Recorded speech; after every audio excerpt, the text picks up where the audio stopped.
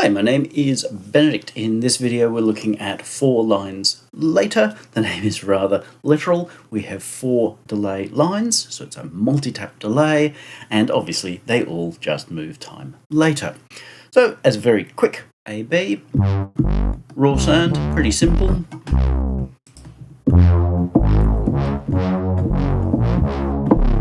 Much richer, much thicker. So we've got 2 taps creating a chorus, and then 2 creating a little bit of an echo later. Off, on. If we turn up those later taps, so they're still in the sort of slapback arena, so they create this fat, rubbery sort of sound. That's one. Here's another one, proving again that it responds to external, because everything here is responding external. Dry, wet.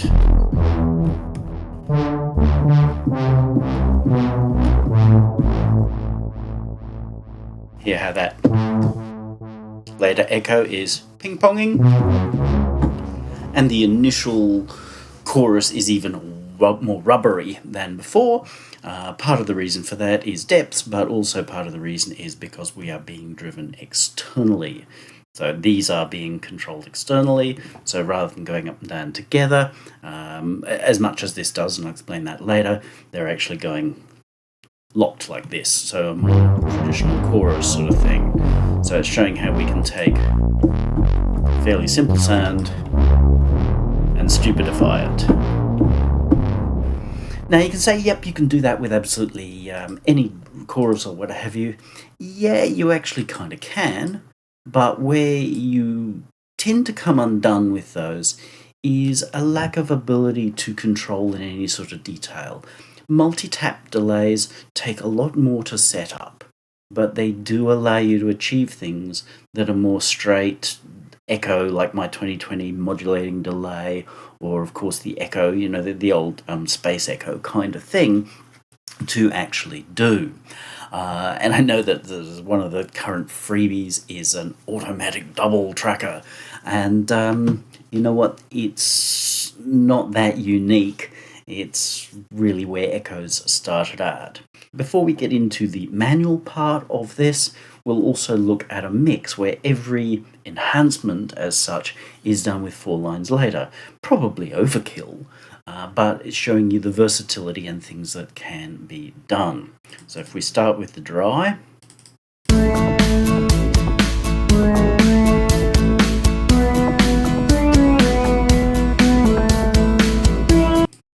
nothing added to that at all.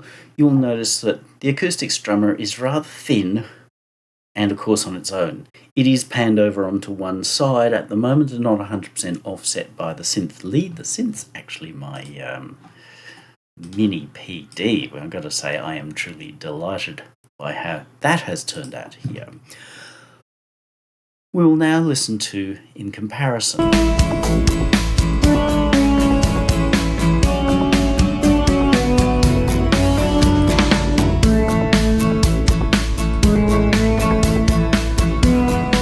So notice how not only has the acoustic guitar really filled out, it has been auto double tracked, but we've got more fullness on everything. And primarily it was about pulling that acoustic guitar forward, because it was going to be a great example of what a multi-tap delay could do for us here, without seeming too much like a usual echo kind of thing. So the parts that we have got here is obviously a reverb,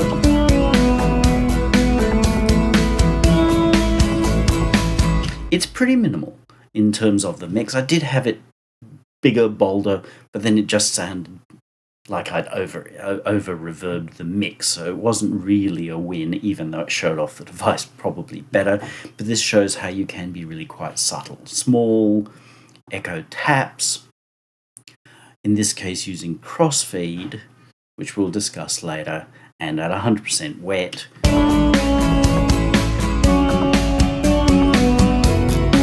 You'll hear that the piece just expands that little more. It has a nicer sound stage. In terms of the parts, we'll go the way I'd normally go. I've only processed the rhythm section in this case. As you see, it's all Rex loops, so nothing really fits together properly. This isn't about how good a piece of music I can make, it's just about how we've improved things. There is this leveling tool, just to push everything together, and the 4 lines later.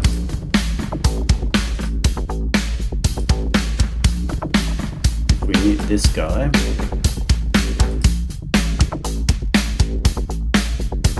we're hearing reverb here.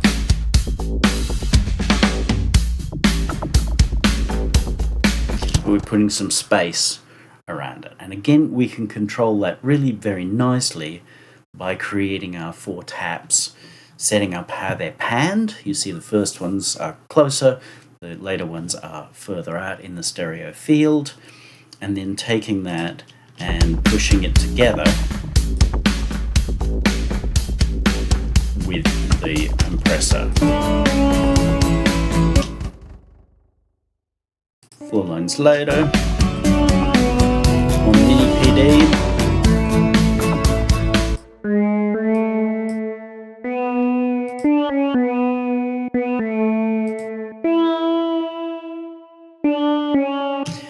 because our guitar's on one side, I wanted to make sure that we really moved this even further over. It's panned just off center, but we want it to feel like it travels over. So I've used the panning here to mostly move things over, but one tap goes over the other side as well, so it doesn't just do this the whole time. So yeah, how it's pulling it to the side.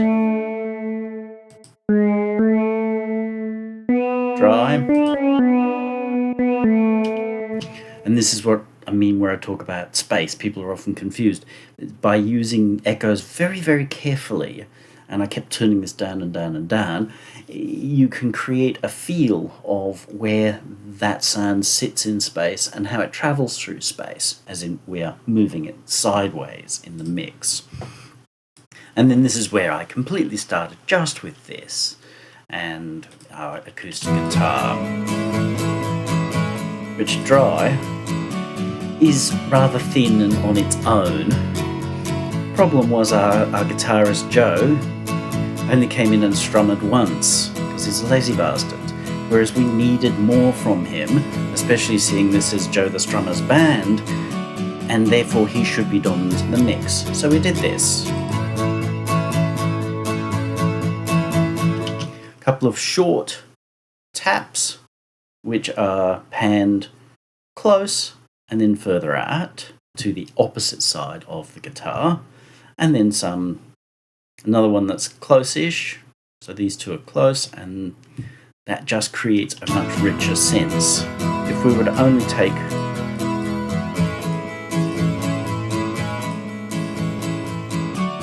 that's the essence of auto double tracking right there, with a little bit of modulation.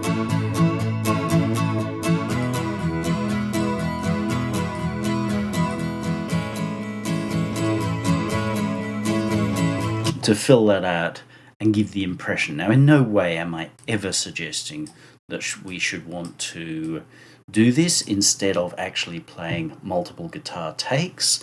There is nothing worse as a mix engineer and a listener from trying to listen to a track where they'd made one guitar performance, literally cloned that stem, that track, and then said, here, we've now got hard panned guitars left to right. It doesn't work. This was always a fudge back from the 60s, where I think it was John Lennon was kind of too lazy to want to sing double, so they used double tracking to fill it out. So overall, our piece moves from this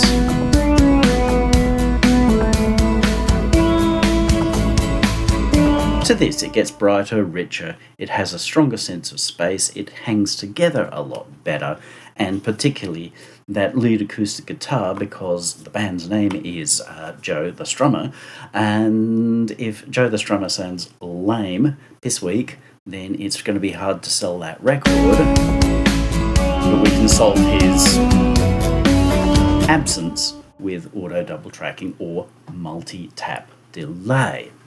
Auto double tracking you can do with any echo unit. It does just get easier if you've got finer control, which your average delay unit doesn't give you because it doesn't really need to. But the reason multi-taps aren't as popular as they perhaps should be is that people don't always want to put the time into setting them up. Kinda can't blame them. It does take a while to learn how to use them. Speaking of, we move into the manual part of the program, as in this is now the manual for 4 lines later. You can get it from my Ko-fi account, Ko-fi. I haven't settled on price yet. There will be a link down below. Go over there if you like what you see, feel, and hear. If you want to try my other stuff, the 2020 modulating delay is one of the freebies there. Obviously, it does not give you the level of control as to what you get here. Hence the difference, but it is super easy to use, and I have made many mixes for myself and client work. It's all over client records, the 2020 mod delay. This obviously is brand new, so it's not on much. Okay, first thing is how you install. Installation, you will have downloaded a zip file. Unzip that and there will be a folder that says 4 lines later VST3. This is a VST3. I'm going to say officially for Windows only, but it's actually a Universal VST3, so in theory it should run just fine on an Apple Mac. I just have not had any feedback from anybody either about my own or other people's stuff to say that it actually works, so I'm not going to push that as a approved feature. VST3, universal but officially on Windows. As you see, it's running here in Reason, so if it runs in Reason, it should run anywhere. Reaper currently has an issue with these. If the issue appears for you, then apparently getting rid of the Apple Mac folder within that will solve that problem. That's an external issue, not actually my own, so please don't chase me on that. It's simply a case of that seems to be a known issue. It could be gone. I really don't know. I don't test this in Reaper because if it works in Reason, it should work in Reaper as a general rule of thumb here. So we take that folder, the whole folder, nothing but the folder. Do not take things out of that folder unless you are testing for that macOS folder issue for Reaper. Put the whole folder into your VST3 folder, wherever that lives. If you are on Windows, then it is Program Files, Common Files, VST3. Put that whole folder in, boink, start your door, and it should appear. That's as simple as it should be. Support. If you need support, that 159% must be through this video. The thread below. Type in your question below. If you look across my other videos for similar things, you find there is no questions at all. If you've installed it correctly, it will work and you should have no issues. But do not send me stuff elsewhere. I'm either going to totally ignore you or give you a serve. It's here or nowhere else. That's just part of the way this works. We will start with a flow chart. It is important to understand how this works. We'll put the two side by side, and this will be available in the download for you so you can look a little closer should you feel the need. What we have, what's essentially a summed mono input. So your sound comes in from the real world in stereo. It's put together, summed together, and then sent off to each of the lines, line 1, 2, 3, and 4. And it's the same signal that goes out. So it's sent out parallel. So line 2 is not fed from line 1 at all in the first instance.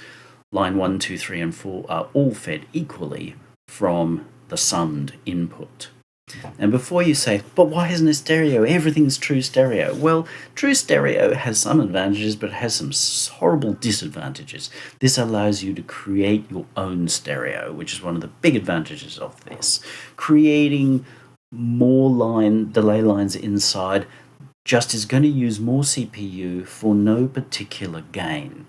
you create your own stereo on the outage of each line. So line comes in, it's summed left and right, and you can say, well, I want this line panned to the center, left or right or wherever. Signal comes out of this in stereo, the stereo you create, and goes to the outputs. That's your wet here.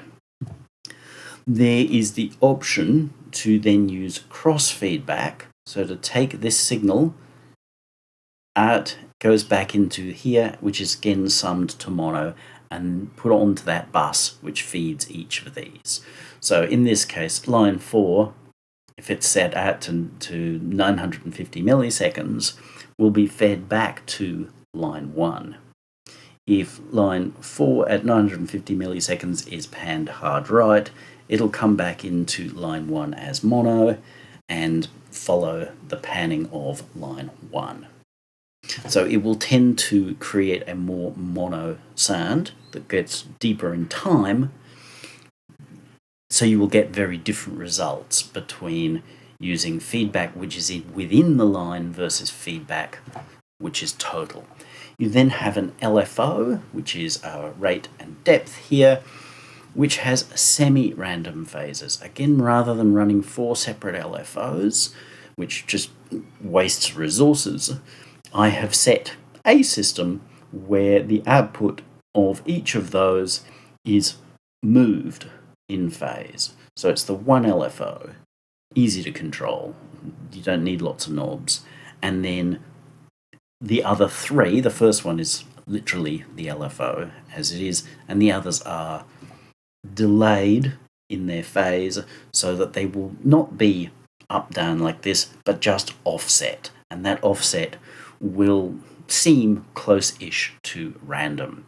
So semi-random output phases for the LFO across each of these, which will give you a different feel, as you noticed before, from wiring in an external LFO, which obviously is very easy in Reason, Bitwig, and as I understand Q-Bus, and most DAWs now have modulation possibilities, so use them to their advantage. If you want line 1 going up as line 2 goes down, then you can either use one LFO with a positive and a negative, or whatever works within your DAW. But it's really important to take some time to understand this flow, because it defines the behaviors, the outcomes that you will get. And if you assume it should be something different, you'll get annoyed, which is understandable when you're first using multi-tap delays. But when you go, this is how it does what it does, then you can start to control that yourself. Right, signal flowcharts, and now we get into controls. We have our raw sound. The default patch, and the only patch, looks an awful lot like this. We've got a time set, it's 2 mono. The level of that, volume is just a shorter word to write, has been set, and there's a marker for that. And wet is at 100%. So you'll notice that's a reasonable sort of level drop from tap 1. As we put feedback on, it gives you a nice drop. If we do this, they are exactly the same level. There are times where you want to do that, but most of the time you do not. So I've set the most sensible place to put it. There are many, many ways that you can approach the workflow in this. This is simply the easiest way to get started. So set your first tap level to the dot, the mark, and that way it will give you roughly 6 dB less than the initial tap. And if you set repeats here, it will all flow very nicely. We set our time, obviously enough, with the time slipper. It moves at a rather different rate to your mouse, but this is just the nature of the beast. You can go out to 1 second. As you see, there are markers here. They're not super accurate. This is not BPM synced. This is not meant to be. It's all by feel. Really take the time. If you do need it to feel like it becomes part of the groove, you might try a BPM sync in another device. I generally never provide it. because I never ever use it. But then say, okay, keep moving until you find that point where, okay, that's grooving nicely. You will find that it'll be very close to the math that the BPM sync has done, but it's going to be slightly off, which is far better. And the way that you handle that slight offness is going to create a far greater groove, a swung groove, a grooved groove, rather than that rigid. If you want that, go elsewhere, because everybody else does it. I do not.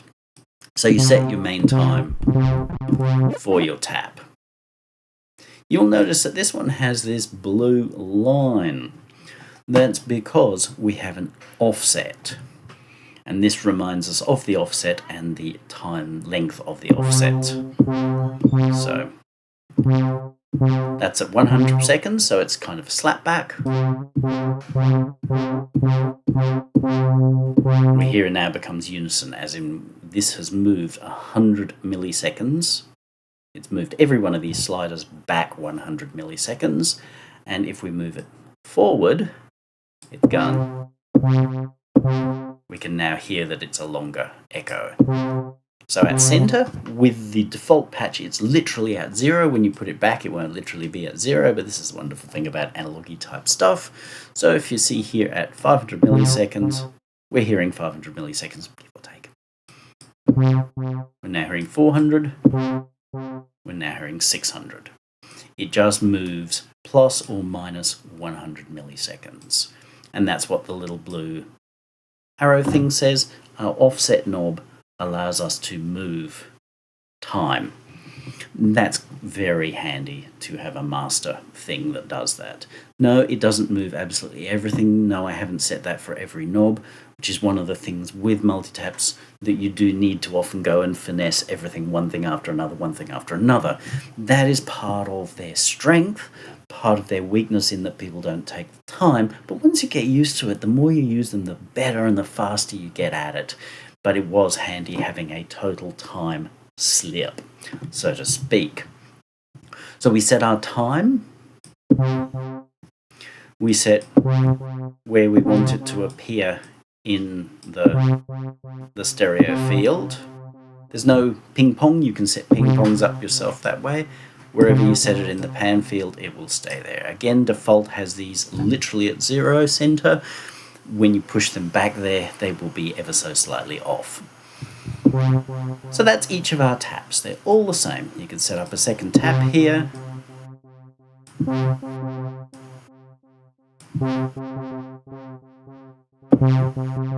And you get that lumpy kind of rhythmic thing here.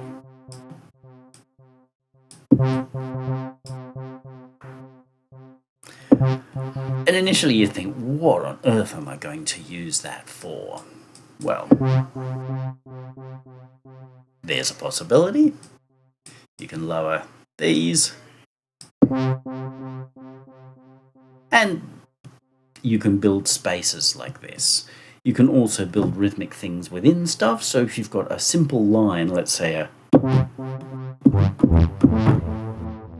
you hear how that fills out the space and gives more detail. Again, while part of you is going to go, but it needs to be BPM locked to be useful, is no, find the groove yourself.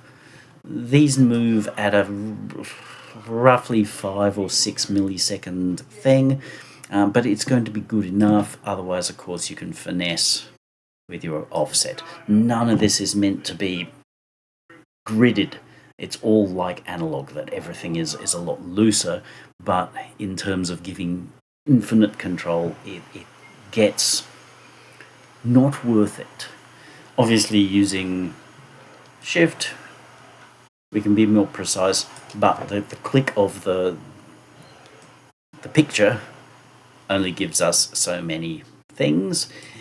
I investigated having an awful lot more points on the slider, but then the slider becomes too big for the software to be able to render, and there is no knob at all, which is pretty useless. I also thought about being able to have people type in times, but not only does it mean the person has to do a kind of a math, but it's completely the opposite of way that analog works. This isn't meant to be literally analog, but think of it as being like a very early digital form. So we've got several taps Let's make another one out here, just because.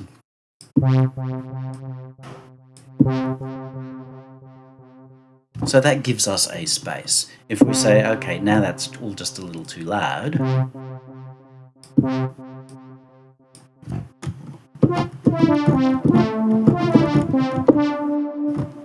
great, then that gives us everything that we need to have a space.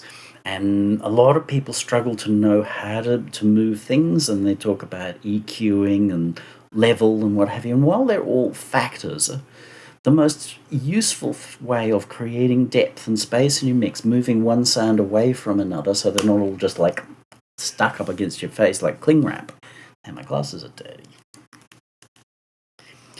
is to use echoes. So we can use little echoes, even a small amount of echo here.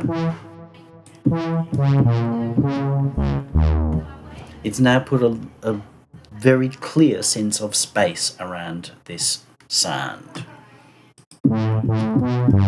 Flat up your nose,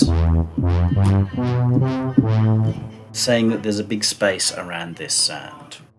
Again, we can offset that. Let's turn this back up. Hear how that gets kind of closer?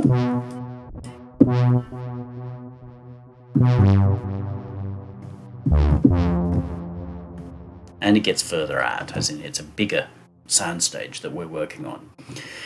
You can, of course, modulate any of these controls at all.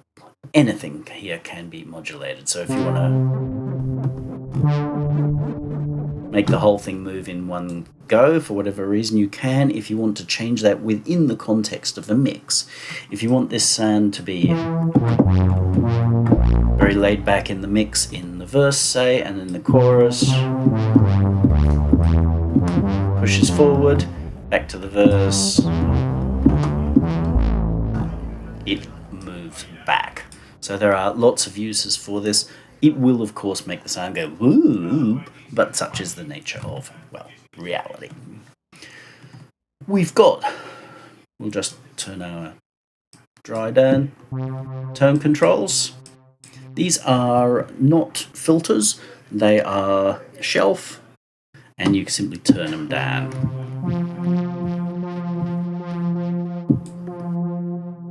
As you hear, it gets darker.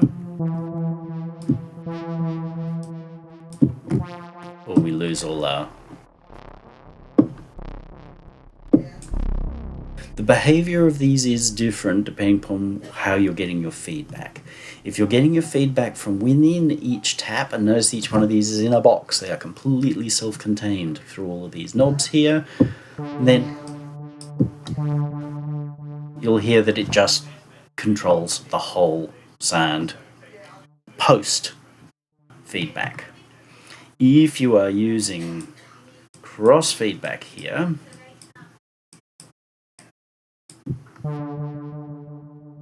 you'll hear that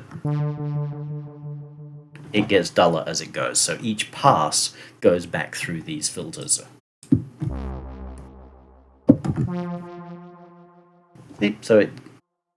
So you've got two different ways of doing things, but you will notice the crossfeed button is lit up in red. There is always a sense of warning around that guy. So tone control, and then we've got our modulation.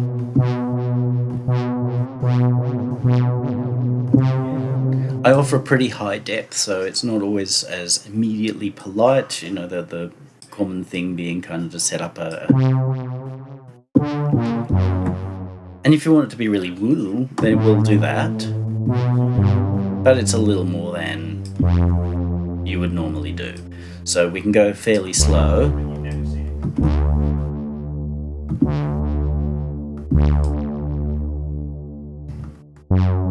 Let's go down to one tap and pull it back into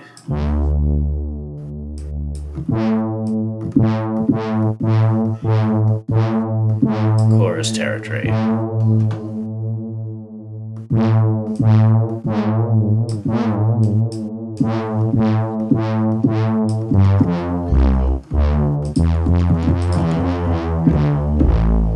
that's a mono chorus there. Again, if we were to take a second here, let's go the other way, so we'll turn that down so that they're not.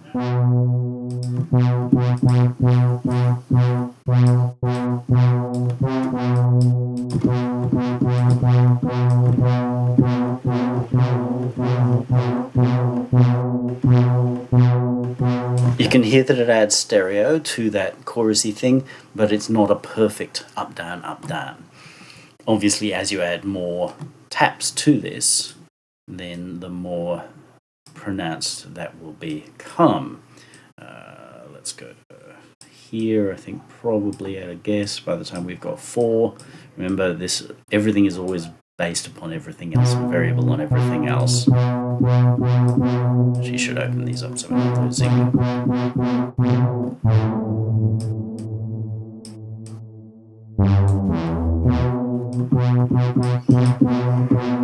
But in reality, you might well say, well, I'm going to be doing this sort of thing.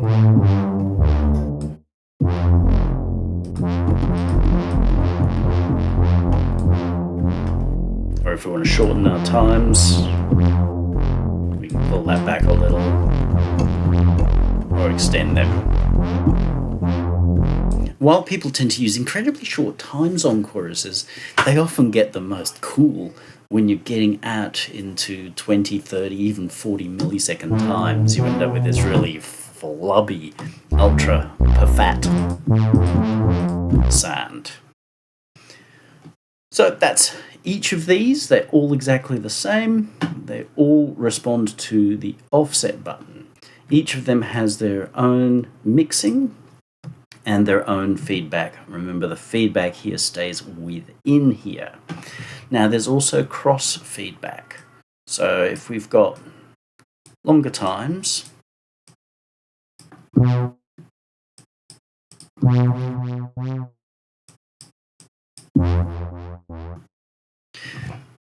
very elegant, but it's useful. Now we turn up our cross feedback. Hear how everything is now coming back into everything else. So our longest tap is feeding back into our shortest tap, which is feeding back into our longest tap, which is feeding back into that one, and that one's feeding back into that one. Everything's feeding back into everything else. So what you hear at wet is going back into the beginning of the process.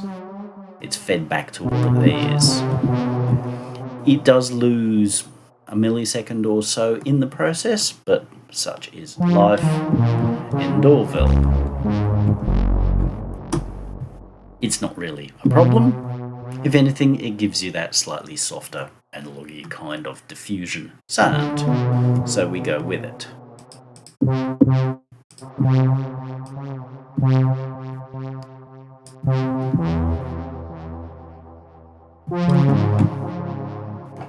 So here we're now getting a really quite nice reverb sort of sound. So if we pull these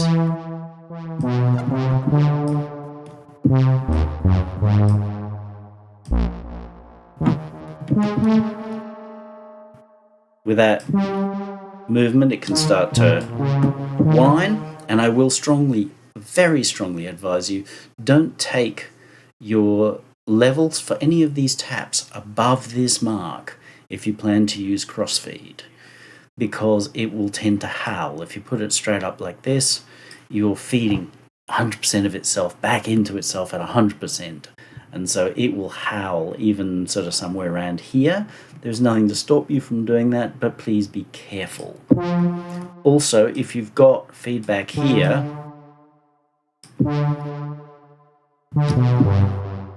it will sum with this cross feedback too.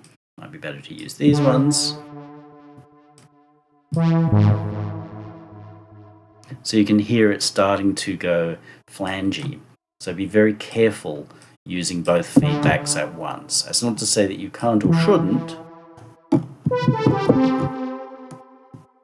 Like here, you can extend the later ones a little bit that way, or feed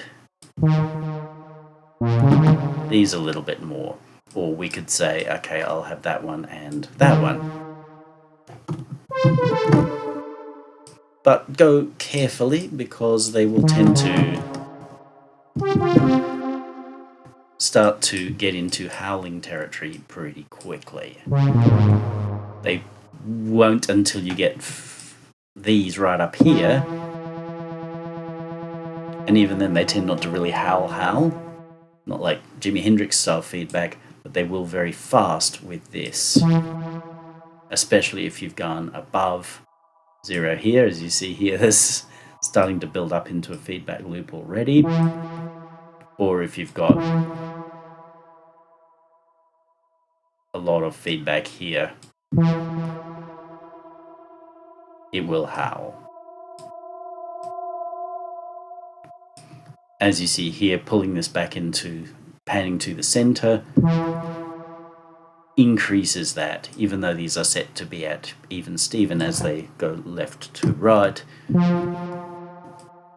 So everything tends to be dependent on everything else when using cross feedback. But cross feedback will give you a different result.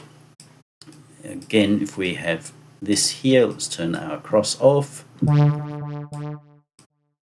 Go fairly high here.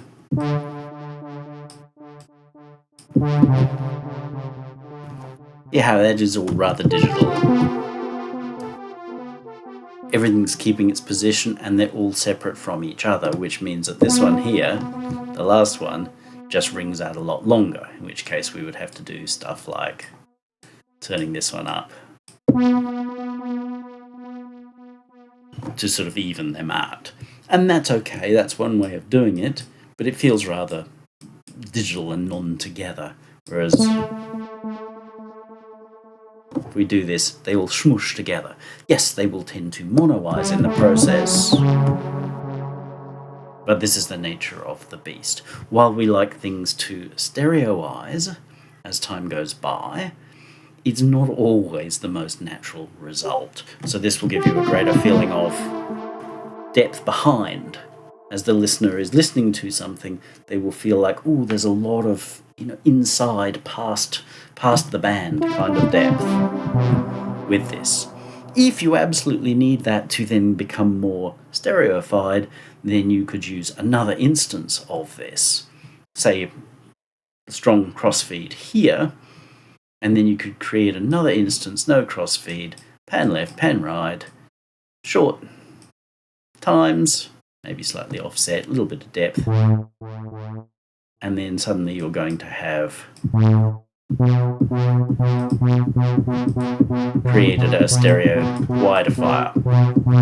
And you can even turn this off, dry,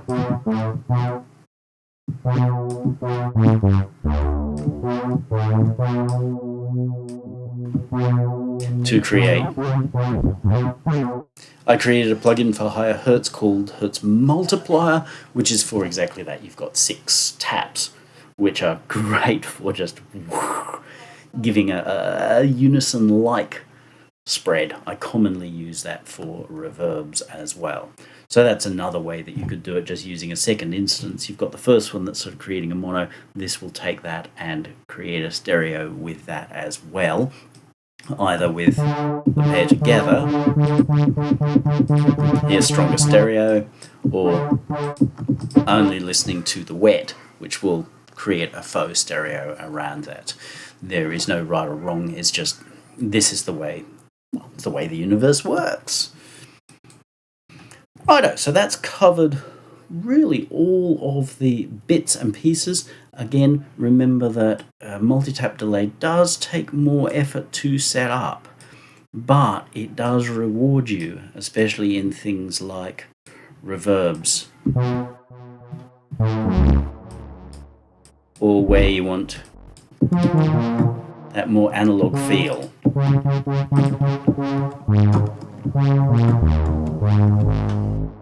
Like, I think that sounds fabulous.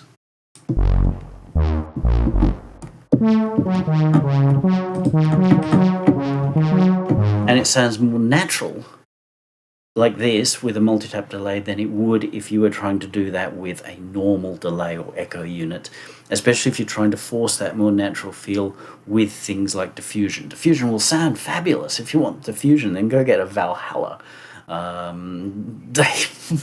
Their diffusion is just stunning, but it's kind of hard to, at least for me, make useful in a mix. So balance of different things, so that diffusion makes it feel like you're spreading things out, but this will give you more control over space in a mix than either using a straight echo or a straight echo where you're messing around with diffusion or other things that supposedly spread stuff out. This allows you to fine tune it by hand, but again, it just takes a bit more time to set that up. But once you're used to it, it becomes really kind of a second nature, and you'll find that you'll be able to finesse things far faster and with far more control than you ever had before. And again, while you may think, but it needs more complexity to be able to do anything worth doing, the more complexity you add at this point, the less useful it is. So again, if really necessary, in most DAWs you have the ability to run plugins inside some kind of a combinator space, a multi-box, in which case you could, if you say, well, I absolutely need 8 taps, well, great, just put 2 of these in and feed them both at the same time, the same signal. So you have 2 of these running in parallel, and then you've got 8 taps. It's not as nice as if you didn't, but if you've got something like Combinator, then obviously you can just make a Combinator faceplate with all the controls that you really need. And I'm not saying duplicate everything, but all the controls you really need. And if you want them to act like one unit, then you don't need to duplicate everything as much. But it's probably not as necessary as you think, but occasionally you might do that. Or, as I've said, you can feed one into another, either as simply as this, or if you want to get more complex with some kind of thing. But that's only an issue when you know what you're doing with working in an environment like a Combinator or the grid in Bitwig. If you don't, it's not a biggie. But you will get more control out of this than if I had made it, there's no we in this, sorry, if I had made this more complex just for the case of being able to tick the box with 47 more features that actually made it far less useful. So for anyone who's sort of thinking, well, but it's too simple to be useful, it's like that's its actual strength in reality, because I've got multi-tap delays that are more complex and I don't use them. In theory, should be able to do more stuff with them. In reality, total pain in the ass, don't use them at all. Hence, making this for myself. Okay, so enjoy, have fun with this. Again, it will take you a little bit more effort to get into if you're not really used to multi-tap delays. Get out there and find how it gives you a finesse and a level of control and a difference from the usual suspects. Get out there, have fun, have a great day.